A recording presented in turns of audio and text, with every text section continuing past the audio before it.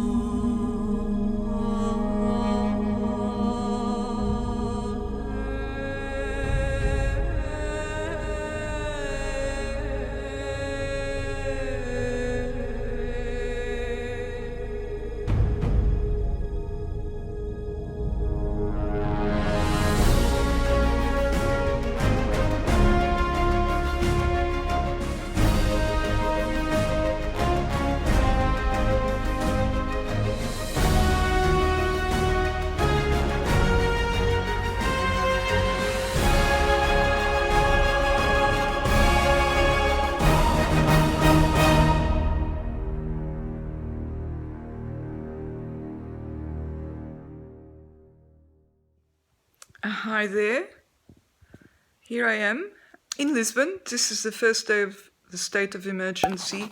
It was declared yesterday. Demorar mais tempo a atingir os picos da sua expansão. E o que fizemos nestes últimos 15 dias? Entendemos e bem que no nosso estado social. Now we're in the afternoon of the first day. Here I am at home in my apartment in Lisbon, and I just thought I would do a video diary. A few reasons for that. I think it will make me feel purposeful and like I am keeping in touch with my people, which is pretty important to me at the moment since I'm here on my own and my loved ones are in Australia. Hello, loved ones. So you probably can hear work outside. There are people building a building just across the lane, and they've been at it for all these days that I've been here, and today they haven't stopped. I think they might stop when, I don't know, I guess people won't be able to work anymore unless it's an essential job. But there are very few people walking on the streets, hardly any traffic, because in that direction where I'm pointing right now, there's actually a street where there's traffic usually, but not today. So in this direction there are streets, but they're pedestrian streets, so they're too narrow for traffic. I'm in the old town of Lisbon. Some of the streets here are too narrow for traffic, and that's where my building is, in Mouraria, which is, Mouraria is actually a fairly large borough, but this part of Mouraria is on a hillside between Praça da Figueira, which is a central plaza adjacent to Rocio, and Rocio is the epicenter of Lisbon. So it's between Praça da Figueira and the castle at the top of the hill behind me, and I will show you the castle in a different video, or maybe I will film it right now and edit it in here. I'm sorry if my glasses are sort of reflecting all kinds of things. I suppose they're reflecting the windows which face me. I'll just show you the windows.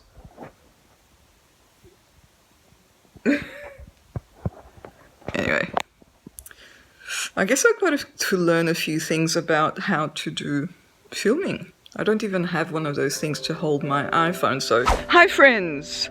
Welcome to my channel, I'm Isabel. I hope you're enjoying this series of videos I filmed in Lisbon. I am now back in Australia, as you can probably guess. Yes, I made it back home, but not without lots of adventures along the way, including my 2 weeks in hotel quarantine in Melbourne after I got back to Australia, which I also filmed. So be sure to subscribe and come back and watch those videos as I upload them. So take care and see you next time. One of my motivations to do this, as I said, is to make myself feel a little bit more useful, to pass the time, but also I expect that one day we'll all have survived, of course, and live to tell the tale, and we'll have lots of stories to tell, but then say 30 years from now, I'll be a little old lady.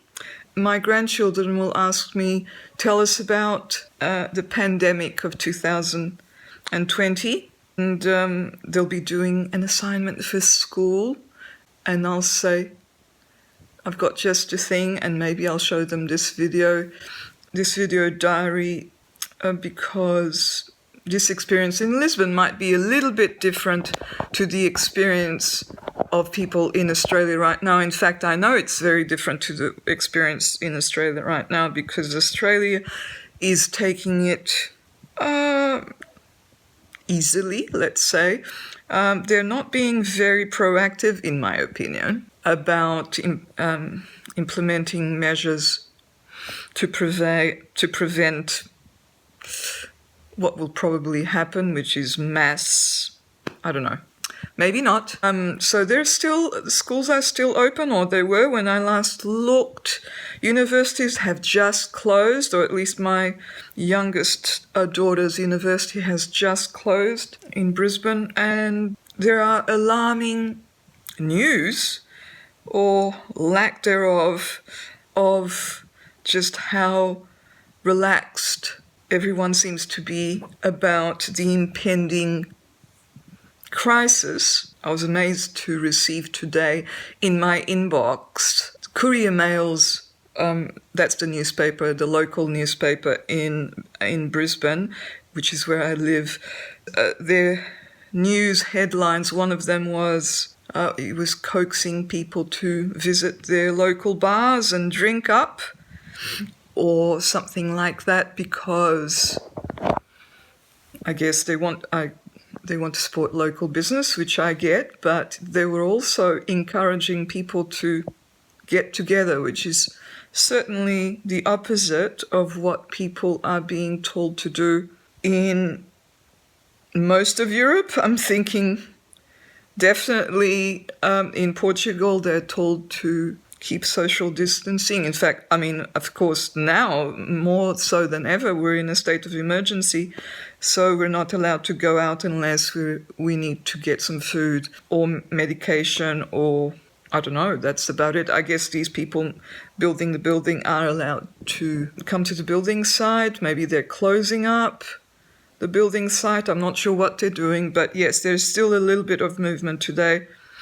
But yes, we'd never be encouraged by the newspaper or anywhere else to go and drink up at the bars.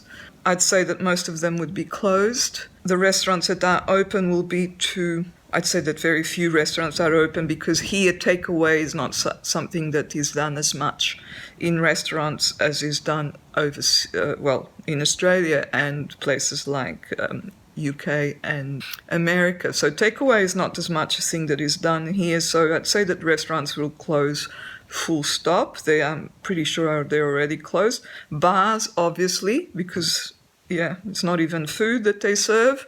So it's interesting. It's an interesting kind of contrast. So they declare the state of emergency here for 2 weeks, which will finish on the 2nd of April at midnight. And then they can renew it. Today, the number of infected people in Portugal was declared as, I will have to double check this. I don't have my computer open, my laptop open to check these numbers, but 700 and something total, which is an increase of 23% from yesterday, if I'm not mistaken. There are about 20 people in intensive care, about 80 people in hospital. Oh, wait, is it 700 or is it...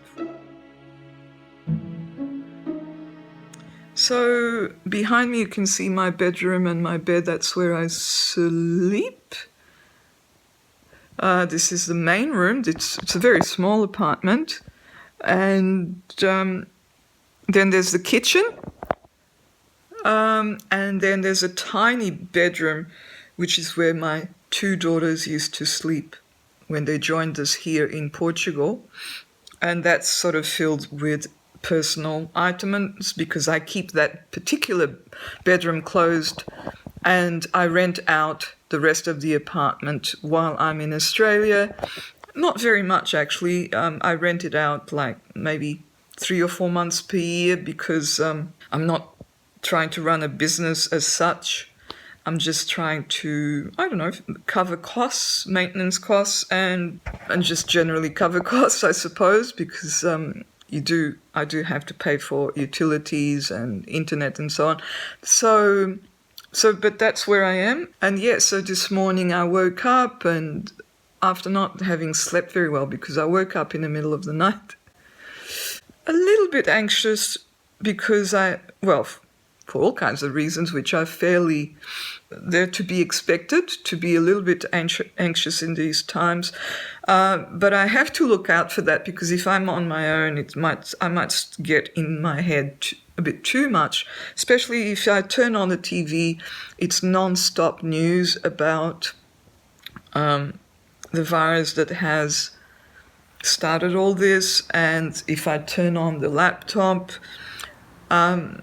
whether it's through the email messages that I get from newspapers that I subscribe to, the New York Times, the New Yorker, and such, apart from Australian newspapers, on YouTube, which I go to a lot for entertainment as well as for news as well at the moment. So, because even if you're looking at something for entertainment, your feed will be filled with news items, because they assume that you are looking for news items for the current, what's going on at the moment is that it's a unifying concern, which in a way it can be a positive. So I was talking to someone today on the phone, and we have met recently, but we have bonded in a way. I'm keeping in touch with her. She's also isolated at home, and so she should be, because she's a little bit older than I am, not much older. She has underlying health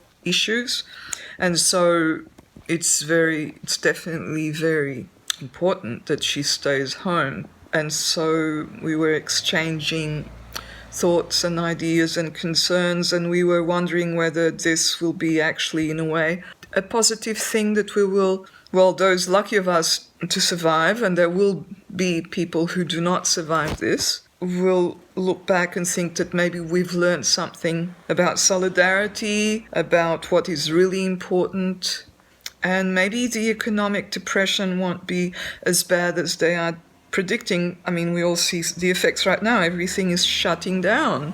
The economy is at a standstill, but I wonder whether it will be a little bit different to previous recessions, such as the one that hit in 2008 and the one in the late 80s, not to mention the one in the 1930s, because those were sort of inflicted upon us through stock market crashes that were largely determined by the big powers, the big economic fat cats, right? And so people felt very victimized, and rightly so. And I don't think that there was any sense of solidarity in, maybe in the 1930s, but those were critical times. And I think this time, people will rise up to meet the challenges. Maybe we will be more willing to make sacrifices for each other. If my tenant, I do have a tenant here in Portugal, not from this particular property, it's from a different property, which is just outside Lisbon.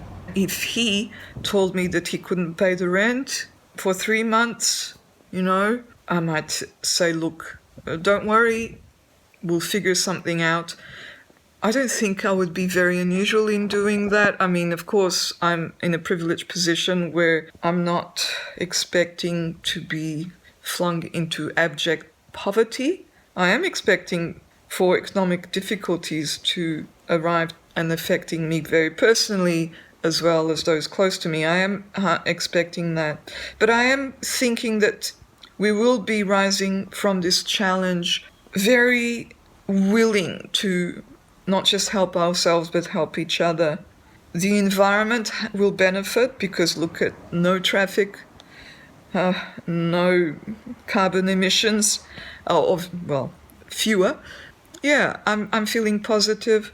I'm definitely going to try to stay feeling positive for my sake, because I'm here on my own, and I do talk to people all the time over the phone. I FaceTime my family, and I talk to friends and family here, but I will dose the TV. What I'm going to do, I think, is that every time I switch on the TV, what I'll do is I'll walk at the same time. I'll walk in place. There's not much to walk around here, and I'll walk with these shoes on, which don't even have a sole, because there's my neighbour downstairs, and he is a doctor, so he's probably working, but his wife is probably at home, so she would be, because we're all isolated, meant to be at home. So in any case, even if I thought that there would be no one living under me, I would still not be wearing heavy shoes.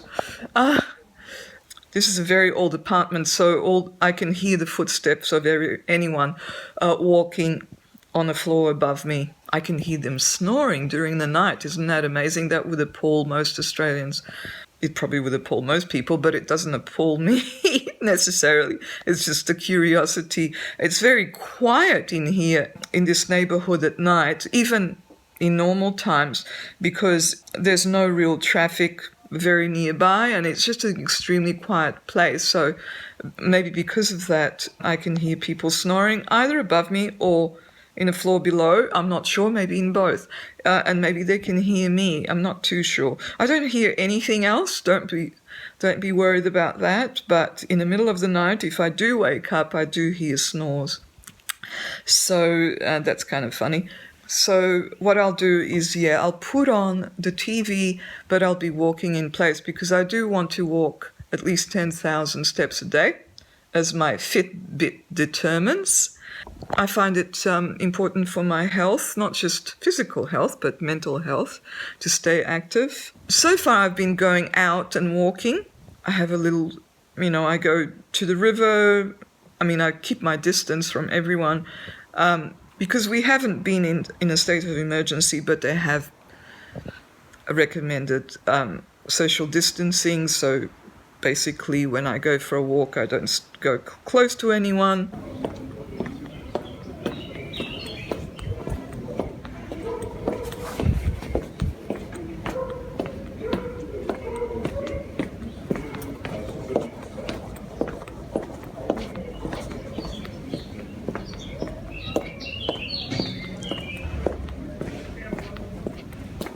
But anyway, so I go for that walk.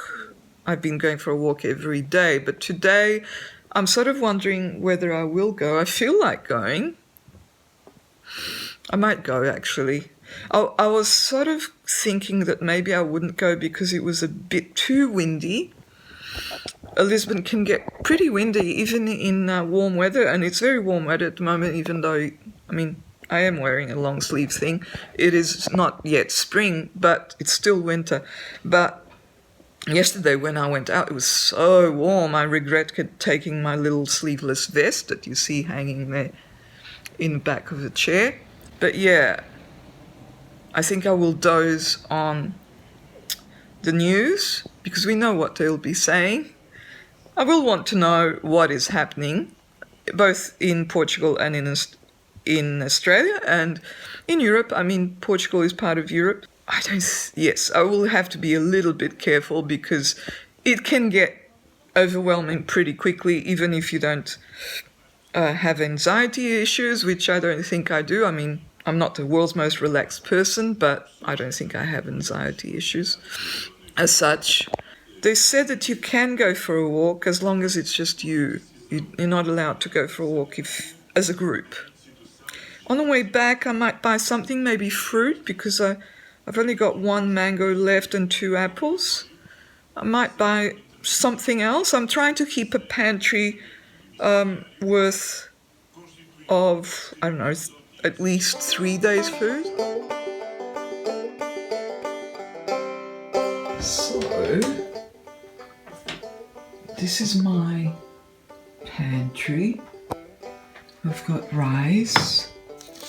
I've got two cans of sardines, 1 of tuna. This is tomatoes. As you can see, that was here before I got here because one of my guests, the last guest, had left that here. I've got one full spaghetti bag. There's more there. There's more there. So that's my pantry. Of course I've got spices. The spices don't actually feed you. All essential olive oil, I've got more there at the back. Vinegar. Well, I do actually have some more stuff here. I've got coffee and I've got tea. It's not actually English breakfast. It's tea that I brought from Australia, my favourite, which is lemon and ginger. Okay.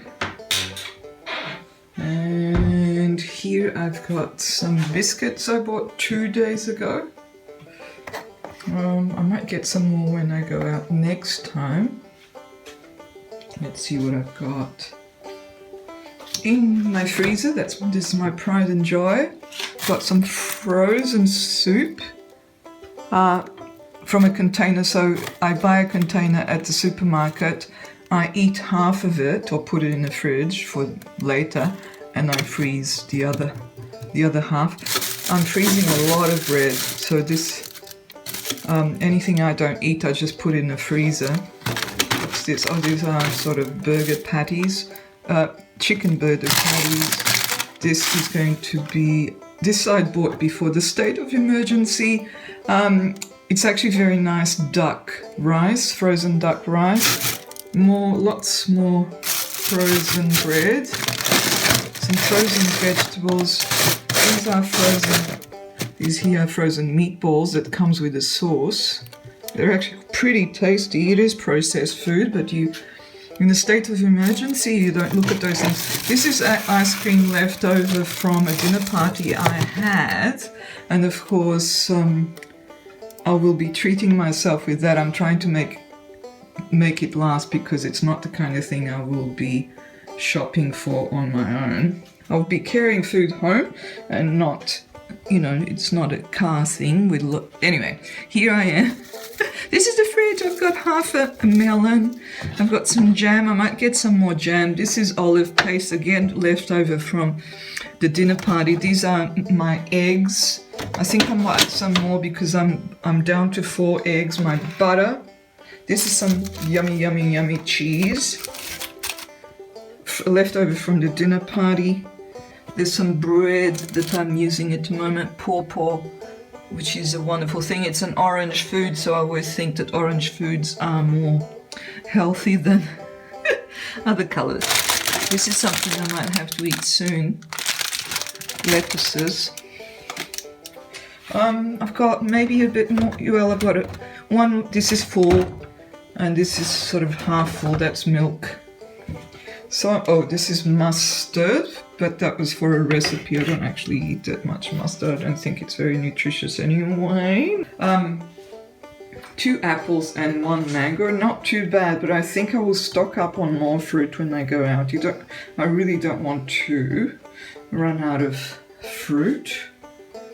And excuse me for my electric toothbrush to be in a kitchen, but it turns out that in this apartment there's no electric outlet in the bathroom.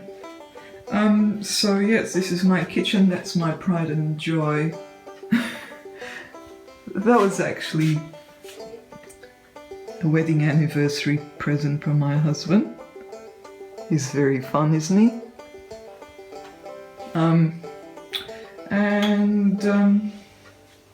And there you go. So that's my food situation. This is day 1 of state of emergency in Lisbon.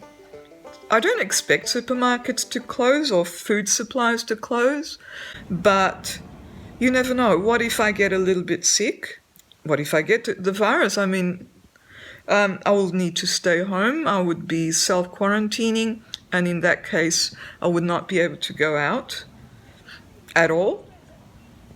I'm sure there are people I could ring about that and they would deliver food. I haven't investigated that, but I'm sure there would be.